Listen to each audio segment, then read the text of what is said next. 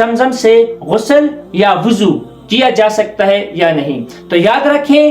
آب زمزم برکت والا پانی ہے، چاہے اس کو پیا جائے، چاہے اس کو اپنے جسم پر، چہرے پر یا پورے جسم پر بہایا جائے تب بھی برکت حاصل ہو سکتی ہے، لیکن اس سے کوئی گندگی، کوئی ناپاکی زائل کرنا وہ خلاف ادب ہے، وہ مکروہ ہے۔ اگر غسل جنابت ہے یا ظاہری ناپاکی لگی ہوئی ہے یا کوئی استنجا کر رہا ہے تو اس کو مکروہ لکھا ہے علماء نے کہ آب زمزم برکت والا پانی ہے، اس سے نجاست کو دور کرنا، یا ظاہری نجاست ہو یا باطنی نجاست ہو، اس کو دور کرنا مکروہ ہے۔ لیکن اگر کوئی شخص پاک ہو اور ویسے ہی اپنے جسم پر برکت کے لیے آب زمزم کو ڈالنا چاہے تو بالکل آب زمزم کی برکت اس کو حاصل ہوگی، اور اسی طرح اگر وضو کرنا چاہے تو وضو کرنے کی بھی آب زمزم سے اجازت ہے۔